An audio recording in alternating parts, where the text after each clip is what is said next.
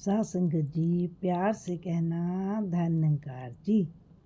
साथ संगत जी, सदगुरु की कृपा से जो इस बार का जो विषय है वो मिला है विस्तार असीम की ओर। इसी पर हमने अपनी भावनाओं की अभिव्यक्ति करना चाहती हूँ और इसी पर साथ संगत जो विस्तार असीम की ओर। पहले विस्तार शब्द की परिभाषा को जानना जरूरी है। ब्रह्मांड शब्द का मूल धातु होता है ब्री, जिसका अर्थ है फैलाव और बहुत विशाल और विस्तार। विस्तार परिवर्तनशील होता है, इसका सृजन भी होता है, क्षय भी होता है। ये विस्तार तो दूर दूर तक फैली हुई हर चीज़, हर जीव, ब्रह्मांड के हर जीव, अंश, रूप, जितने भी चेतन हैं, सभी चीज़ों का विस्तार होना निश्चित होता है, क्योंकि समय के अनुसार इसका विस्तार होता चला जाता है, बढ़ता चला जाता है, फैलाव होता चला जाता है और इसे ही विस्तार करते हैं। ये परिवर्तनशील होता है। ये है विस्तार की परिभाषा। अब है असीम। असीम का मतलब है सीमा रहित, सर्वशक्तिमान, स्वयंभू, आदि अनादि, दीवार रहित, जिसका कोई किनारा नहीं होता, जो अनंत है, अनंत है, अनंत है। सारा ब्रह्मांड इससे ही, जिसका बनाया हुआ, इसी प्रभु परमात्मा ये असीम का ही बनाया हुआ सारा ब्रह्मांड इसी से उत्पन्न होता है और सारा ब्रह्मांड इसी में ही समा जाता है। इसलिए इसका ना तो विस्तार होता है, ना ये परिवर्तनशील है। ये सदैव काल रहने वाली सत्ता है, जिसे असीम कहते हैं। यही है विस्तार असीम की ओर। अब हम विस्तार के कई रूप भावों में हम देखते, कई रूप हैं। सहज भी होते हैं, लाभकारी भी होते हैं और परेशानी वाले भी होते हैं, जो हानिकारक भी हैं। अब विस्तार का एक रूप है सहज रूप, जो हम देखते हैं गृहस्थ आश्रम। हम सभी जब जितने भी सुनने वाले हैं, देखने वाले हैं, या सारे संसार के व्यक्ति हैं, सब इस संसार में आए, एक बच्चे के रूप में आए, फिर बड़े हुए, जवान हुए, शादियां हुई, परिवार बने, आगे परिवार बने और बनते चले गए। इस प्रकार इस संसार का विस्तार गृहस्थ के रूप में होता गया, जो कि सहज है, मुबारक है। परमात्मा ने बनाया इंसान को और उसका इस रूप में उसने विस्तार किया, सहज है। अब दूसरा है सामाजिक अवस्थाओं का विस्तार। जब सामाजिक अवस्थाएं इस प्रकार हैं कि जिस प्रकार कोई भी वस्तु है, यातायात है, पहले साइकिल होती थी, अब हेलीकॉप्टर हो गए, पहले रेडियो और ट्रांजिस्टर हुआ करते थे, अब मोबाइल और टीवी वगैरह चैनल आगे से आगे बढ़ते चले गए। इनका विस्तार होता चला गया। खाने पीने, पहनने, कपड़े से लेकर भी इंसान आगे से आगे अपनी बुद्धि और विवेक का इस्तेमाल करके अब इसको विस्तारित करता गया। इसमें कोई हानि नहीं है। उसने विज्ञान ने इतनी तरक्की कर ली कि वो ठेले से और उसने रेलगाड़ी से उसने आसमान में भी उड़ना शुरू कर दिया। ये विस्तार भी मुबारक है और सहज है। इसमें भी इंसान प्रगतिशील माना जाता है। अब है विस्तार जो हानिकारक, संकीर्ण सोच का विस्तार। जब इंसान स्वार्थ, लोभ, लालच, ईर्ष्या, द्वेष, निंदा, नफरत, इनका इतना विस्तारित होता गया, ये काफ़ी समय से हम सभी देख रहे हैं, बरसों बरस से इनका विस्तार, इंसान इसका भी विस्तार करता गया अपनी संकीर्णताओं की वजह से। मार काट, लूट खसोट कहाँ नहीं है, कहीं पर इसमें भी इंसान इतना आगे निकल गया, इतना घृणता का पात्र बन गया, इतना दुराचार और अनाचार में भी इतना विस्तारित हो गया, जो समाज के लिए, देश और सबके लिए हानिकारक है, पतन का कारण है और बहुत विडंबना है, बहुत दुख का विषय है। तो साथ संगत, ये सबका कारण है इच्छाएं। हजारों ख्वाहिशें, गालिब ने लिखा है, हजारों ख्वाहिशें ऐसी कि हर ख्वाहिश पे दम निकले, बहुत निकले मगर मेरे अरमान फिर भी कम निकले। इंसान की तृष्णाएं खत्म नहीं होती, वो तृष्णाओं को, इच्छाओं को मरने नहीं देता और इच्छाएं उसे जीने नहीं देती, और उसकी वजह से ये दिखावा, परेशानी का विस्तार इतना बढ़ गया है कि लोग दुखी भी हैं और अपने पैरों पे खुद को लाड़ी भी मार रहे हैं। और लालच की बात करें तो आज इंसान इतना लालची, हवस का शिकार हो गया है, इतना लालच। एक किसान का, टॉलस्टॉय की एक कहानी है। एक किसान था, उसके पास छोटा सा ज़मीन का टुकड़ा था। उसका भाव था कि मैं इसे, और उसकी इच्छा और होगी एक से बढ़कर और बड़ी कि उसे मैं और बड़ा कर लूँ। सरपंच के पास गया कि मुझे तो बहुत ज़मीन चाहिए, इसका क्या उपाय है। तो उसका लालच बोल रहा था, लोभ था। तो उसने, सरपंच जी ने कहा कि आप ऐसे करो, आप सूर्यास्त तक जितना भाग सकते हो भागो, लेकिन सूर्यास्त तक आपको इस पॉइंट तक वापस आना है। जितना आप दौड़ोगे भागोगे वो सारी ज़मीन आपकी होगी। वो लालची इंसान बड़ा खुश हुआ। उसने क्या किया, सुबह से भागना शुरू कर दिया, भागता गया भागता गया। जब शाम को देखा सूरज ढलने का समय हो गया, शरीर थक गया था, लेकिन उसने भागना नहीं छोड़ा और अपनी वो पॉइंट पर आकर उसने आके ठहरा और वहीं पर उसने अपना शरीर का त्याग कर दिया। ख़त्म हो गया, मर गया। इच्छाओं ने, लालच ने, ईर्खा ने उसे मार दिया। ये इंसान की हालत है, जो संकीर्णता है का विस्तार है, ये हानिकारक है।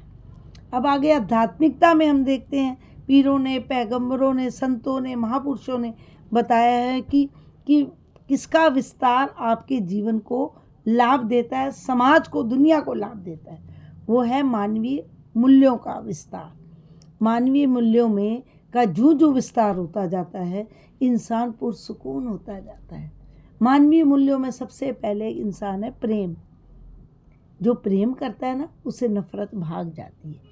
जो प्रेम के, जिसका हृदय में स्थान आ जाता है ना, जिसका आधार प्रेम बन जाता है, अंदर रोम रोम उसके इश्क में डूब जाता है, प्रभु के, इंसानों के, उसको सब जगह प्रभु परमात्मा ही हर घट में नज़र आता है। वो प्रेममय बन जाता है।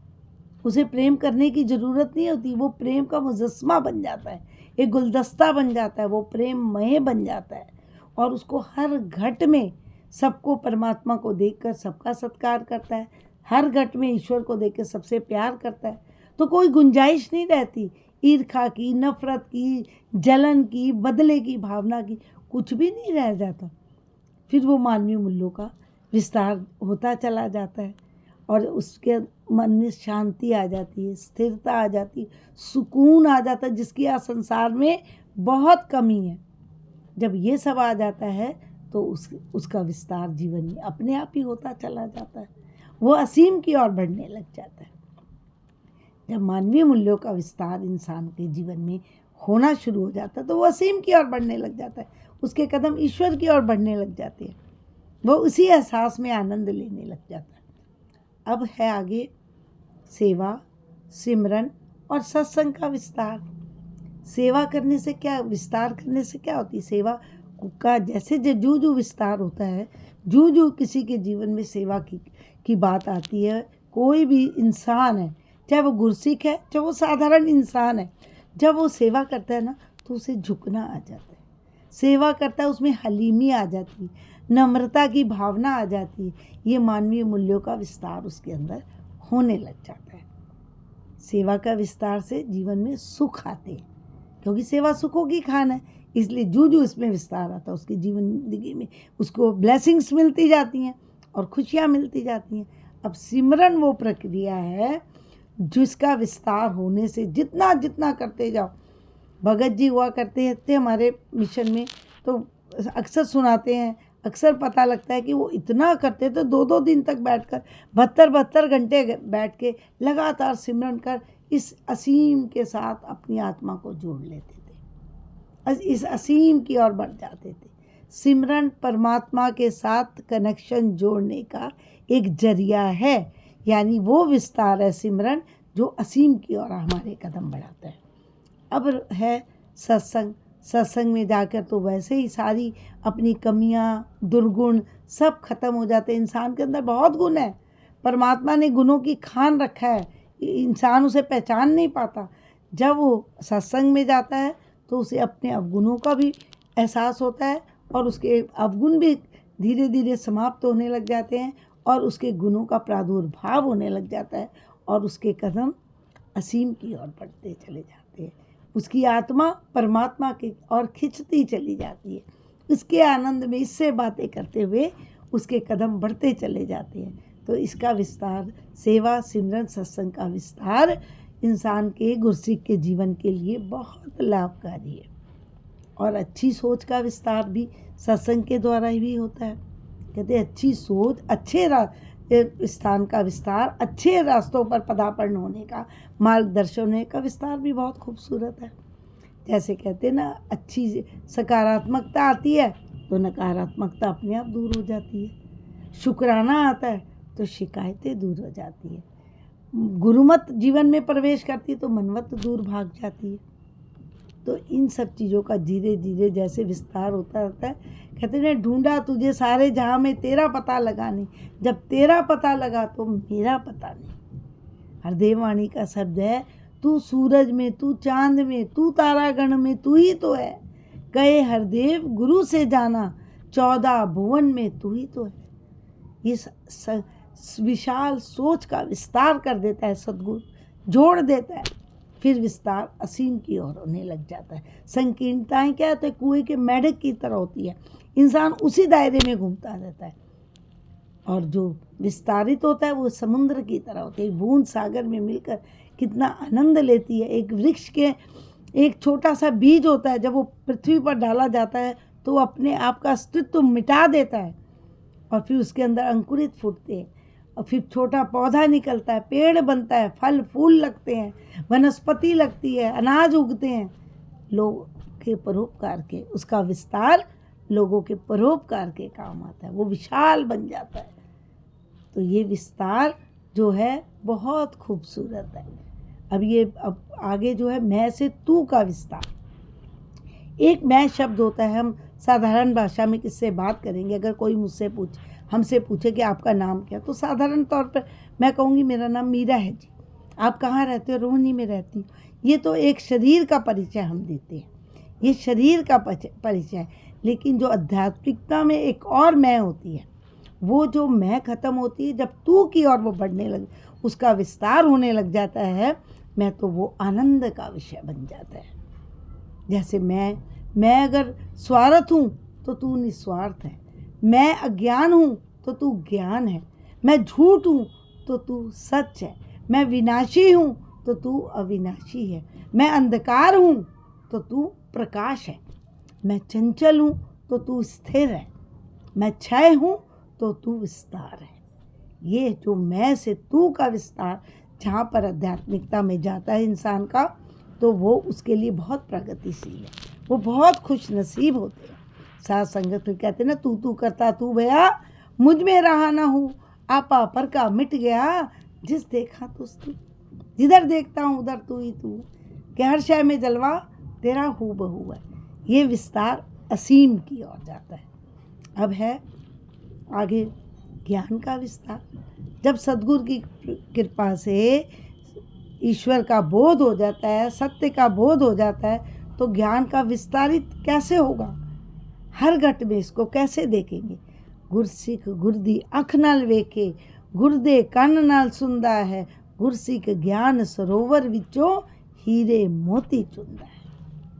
तब उसके ये सद्गुरु की कृपा से उसके ज्ञान का विस्तार होने लगता है। वो हर चीज़ में प्रभु को देखता है, हर रूप में इसी का एहसास करता है, इसी का आनंद लेता है, इसी की खुशियाँ मानता है। उसे फिर कोई पराया नहीं लगता। कहते किसको कहे पराया, कौन पराया लगता है? शीश महल में हर एक चेहरा अपना लगता है, वो अपना सा लगने लग जाता, फिर उसको कोई द्वि का भाव नहीं रह जाता, क्योंकि उसका विस्तार असीम की ओर हो जाता है। वो एकमिक में हो जाता है, एकत्व की भावना उसमें आ जाती है। उसकी आत्मा इतनी पुरसकून हो जाती है कि वो आत्मा परमात्मा के साथ एकमिक होने लग जाती है, आनंद लेने लग जाती है। फिर वो स्वहित से परहित की ओर भाग चलने लग जाता उसका जीवन। अब कहेंगे असीम की ओर, क्योंकि असीम का विस्तार नहीं होता, असीम की ओर जाया जाता है।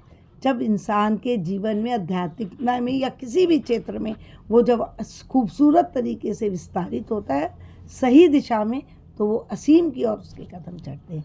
इसलिए असीम ना तो परिवर्तन होता है, न विस्तारित होता है, क्योंकि ये आदि है, अनादि है, स्वयंभू है। सारा ब्रह्मांड इसी से उत्पन्न होता है और इसी में समा जाता है। ये अनंत है, इसका उरला कंडा नहीं, परला पार नहीं।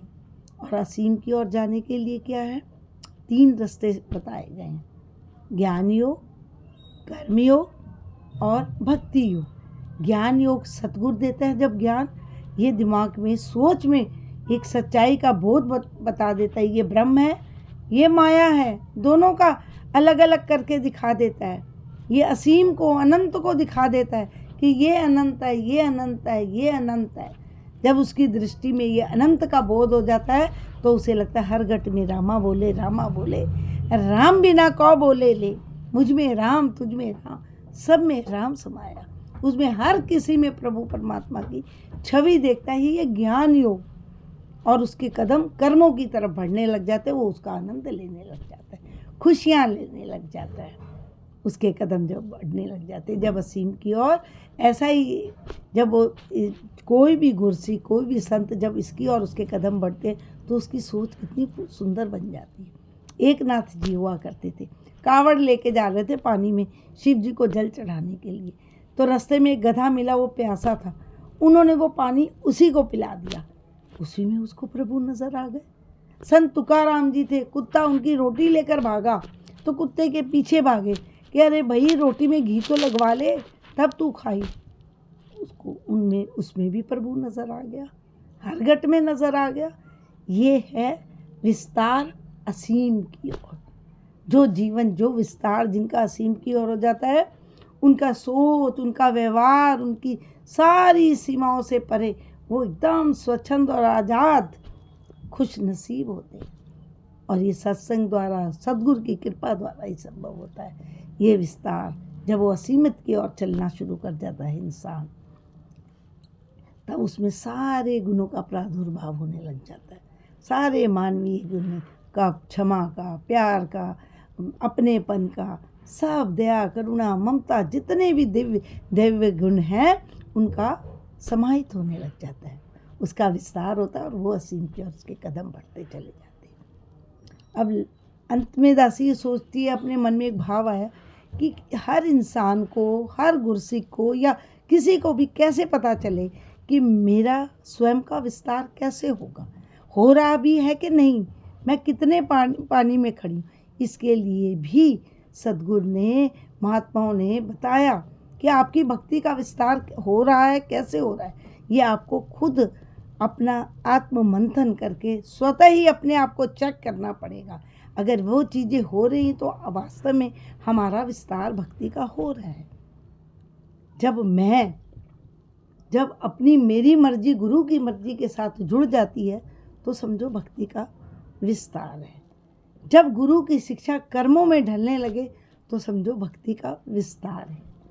जब मन संकीर्णता और भ्रमों से दूर हट जाए तो समझो भक्ति का विस्तार है। जब ये हृदय, ये मन, या आत्मा सेवा, सिमरन, सत्संग के लिए मचलने लगे तो समझो भक्ति का विस्तार है। जब अहंकार की बर्फ ज्ञान के तपिश से पिघलने लगे तो समझो भक्ति का विस्तार है। ये अपना अपना सेल्फ इंट्रोस्पेक्शन है, जो हर इंसान जब वो करता है तब उसे पता चल जाता है कि अगर मेरे जीवन में ये सब चीज़ें हैं तो मेरा भक्ति का विस्तार, मैं अपना विस्तार असीम की ओर कर रही हूँ। मेरी भक्ति का भी विस्तार हो रहा है और मेरा जीवन असीम की ओर चल रहा है। मेरी आत्मा परमात्मा के साथ जुड़ने लगी है। इस सुख को, इस आनंद को, ये दिव्य अनुभूति होने लग जाती है और जीवन बड़ा सरल, शांत, स्थिर, पुरसकून, आनंदमय और खुशियों से भर जाता है। यही है विस्तार असीम की ओर। धन्यवाद जी।